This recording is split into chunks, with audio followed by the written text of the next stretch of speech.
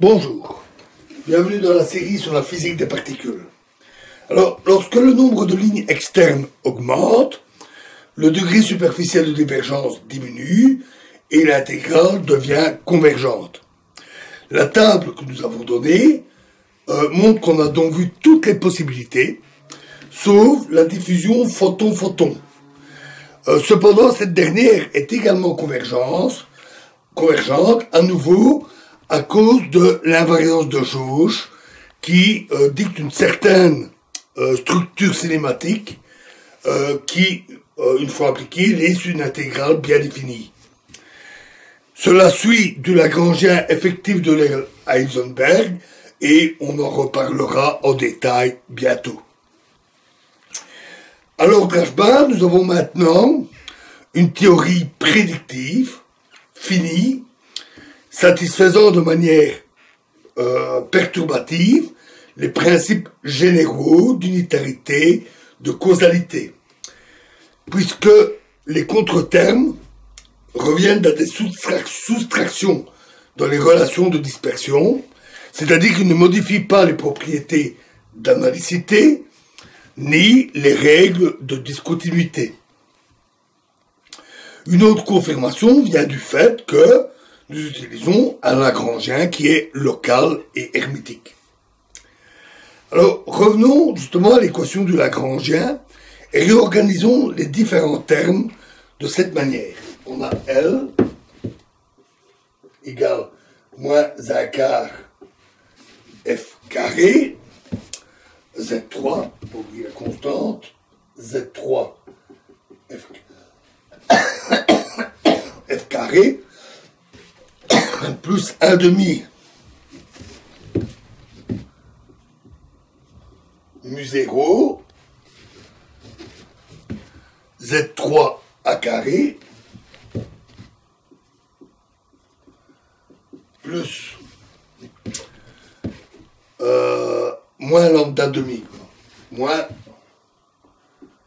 lambda demi fois dA carré, plus Z2 fois I psi bar D slash psi moins M moins delta M psi bar psi moins Z1 E psi bar A slash psi. Cette expression conduit à une interprétation naturelle. Les champs psi, psi bar et A qui apparaissent ici sont les champs renormalisés qui correspondent au propagateur avec des résidus égaux à 1 pour les pôles à une particule.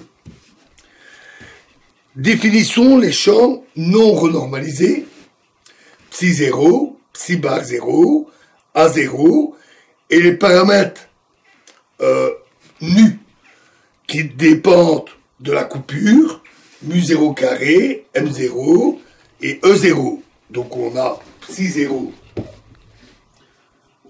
égale Z2 à demi de lambda psi, psi bar 0 égale Z2 à demi lambda psi bar,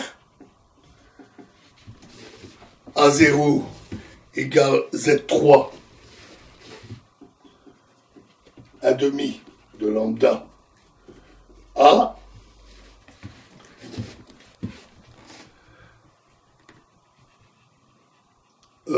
M0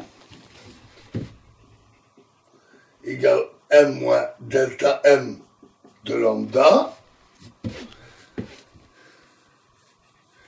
mu 0 carré égale Z2 exposant moins 1 de lambda mu carré. Et enfin, E0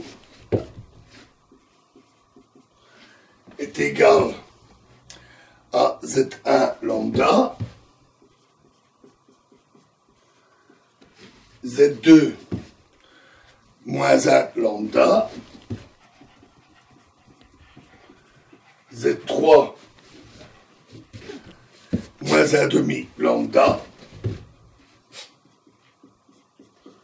fois E, et grâce à l'identité de Ward, ces deux facteurs se simplifient, il reste Z3 moins 1 demi lambda E.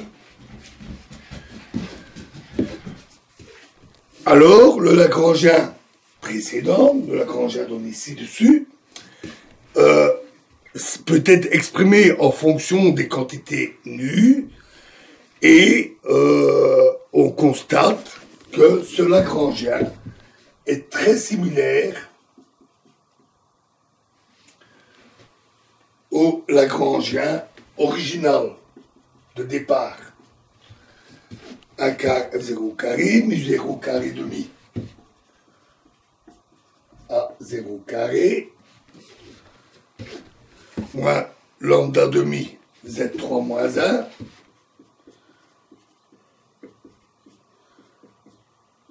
dA carré A0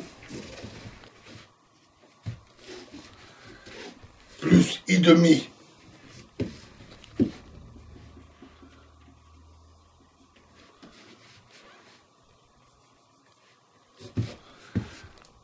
psi bar 0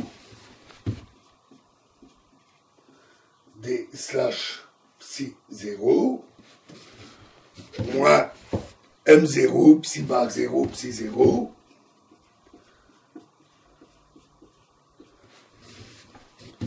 moins E0 psi bar 0 A0 slash psi 0. Alors, non seulement un nombre fini de différents types de contretermes suffit à rendre toutes les séries perturbatives convergentes, terme à terme, une propriété qui sera préservée à tout ordre en H-bar, ce qu'on verra plus tard, mais également toute la structure de la théorie est préservée par la renormalisation. Il est important d'insister sur le rôle de l'identité de Ward, dont un résultat est que E0 à 0 est égal à EA.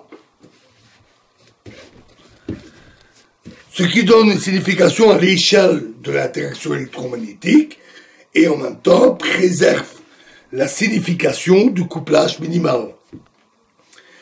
Notons aussi que les termes A carré et dA carré ne sont pas affectés par les contretermes, ce qui est une propriété très particulière de l'électrodynamique.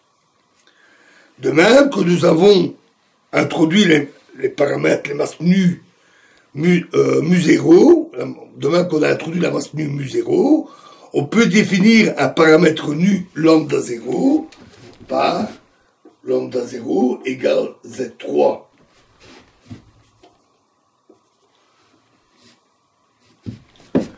Moins 1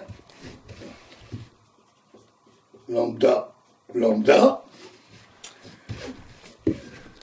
et le Lagrangien conduit aux fonctions de Green définies comme suit. On a G0, donc le Lagrangien obtenu la fonction de Green obtenue à partir directement du Lagrangien, P1, P2M, K1 jusqu'à KL, où P1, P2M et K1, KL sont les moments des lignes externes des électrons et des photons, mu0, M0, E0, lambda 0, grand lambda est égal à Z2 exposant n grand lambda fois Z3 exposant L demi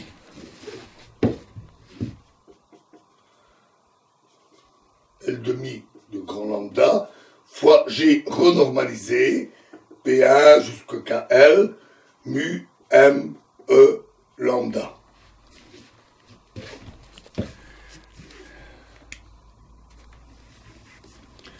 À nouveau, ce résultat est valide de manière perturbative à h bar. Et jusqu'ici, tout ce qu'on peut dire, c'est que ceci est vrai pour des diagrammes plus complexes à l'ordre h bar exposant V, pour V vertex, V nœud. Notons que toutes ces relations justifient le nom qui est souvent donné à la renormalisation ici, qui est appelée renormalisation multiplicative. Les constantes de renormalisation de la fonction d'onde, Z2 et Z3, ces constantes semblent infinies quand on les développe de manière perturbative. Cela montre, au moins dans ce sens, qu'une des hypothèses de travail de cette approche, des hypothèses qui avaient été faites, c'est-à-dire l'équivalence canonique des points de vue des champs libres et des champs en interaction, cette hypothèse n'est pas mathématiquement bien fondée, parce qu'on a une relation donnée par des constantes infinies. Nous avons cependant réussi à surmonter cette difficulté, et nous découvrirons plus tard qu'il y a une certaine signification physique intéressante à ces quantités apparemment infinies et qui est liée à l'approche du groupe de renormalisation que nous avons vu pour les phénomènes critiques. Voilà, alors après ce lourd arsenal théorique pour mettre en place la mécanique des corrections radiatives et de la renormalisation, il est temps, dans la prochaine vidéo, de passer aux applications. Alors, on va commencer par les corrections radiatives à l'interaction avec un champ externe. Et en particulier, on va commencer par l'interaction dite effective et le moment magnétique anormal. J'ai bien dit anormal et pas anormal. Je vous remercie.